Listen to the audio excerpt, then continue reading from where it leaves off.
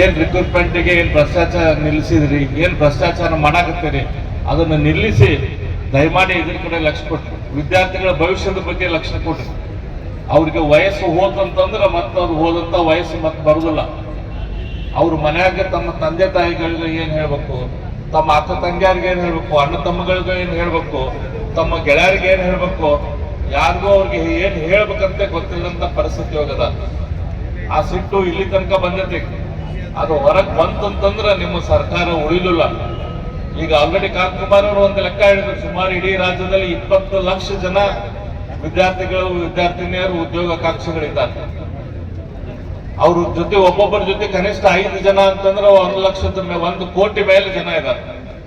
ಈ 1 ಕೋಟಿ ಜನನು ನಿಮ್ಮ ವಿರುದ್ಧ ತೆರಿಗೆ ಬಿದ್ದರಂತಂದ್ರೆ, ಅವ್ರ ಮಾತು ಕೇಳುವಂತವ್ರು ಇನ್ನೊಂದು 2-3 ಮಂದಿ ತೆರಿಗೆ ಬಿದ್ದರಂತಂದ್ರೆ ಸುಮಾರು 3 ಕೋಟಿ ಮೇಲೆ ಜನ ಆಗ್ತದೆ.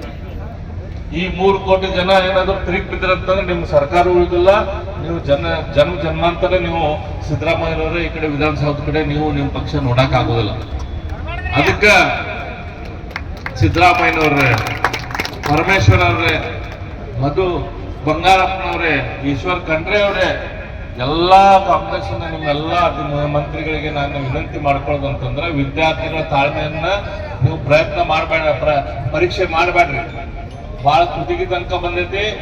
ಇದ ಬರಲಿರುವ ಅಧಿವೇಶನದ ಒಳಗ ನೀವೇನಾದ್ರೂ ನೋಟಿಫಿಕೇಶನ್ ಮಾಡಿ ಎಕ್ಸಾಮಿನೇಷನ್ ಕಂಡಕ್ಟ್ ಮಾಡಕ್ಕೆ ಸ್ಟೆಪ್ಸ್ ತಗೊಂಡ್ರಿ, ಒಳ್ಳೇದಾಯ್ತು. ಇಲ್ಲಕ್ಕಂತಂದ್ರ ನಾವು ವಿಧಾನಸೌಧನೂ ಕೂಡ ವಿದ್ಯಾರ್ಥಿಗಳು ಮುತ್ತಿಗೆ ಹಾಕ್ತಾರೆ, ಇಡೀ ರಾಜ್ಯಾದ್ಯಂತ ಕೂಡ ಬೆಂಕಿ ಹಚ್ಚುವಂತ ಕೆಲಸ. ನಾವಿಲ್ಲಿ ಯಾವುದೋ ಸುಮ್ಮನೆ ಬಾಯಿ ಮಾತೇ ಹೇಳ್ತಿಲ್ಲ. ಆ ಆಕ್ರೋಶದಿಂದ ವಿದ್ಯಾರ್ಥಿಗಳು ಇವತ್ತಿನ ಕುಂತಿದ್ದಾರೆ. ಹಂಗಾಗಿ ಆ ಅವಕಾಶ ಕೊಡಬೇಡ್ರಿ.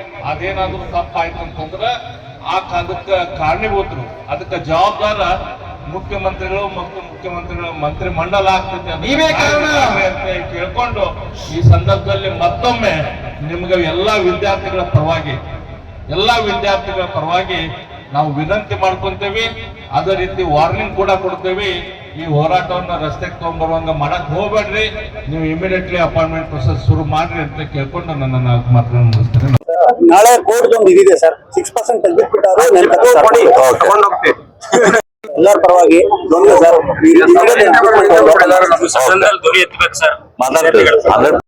ಕರ್ನಾಟಕದಲ್ಲಿರುವ ಎಲ್ಲಾ ವಿದ್ಯಾರ್ಥಿಗಳ ಪರವಾಗಿ ತುಂಬ ಹೃದಯದ ಧನ್ಯವಾದ ತಿಳಿಸ್ತೀವಿ ಸರ್.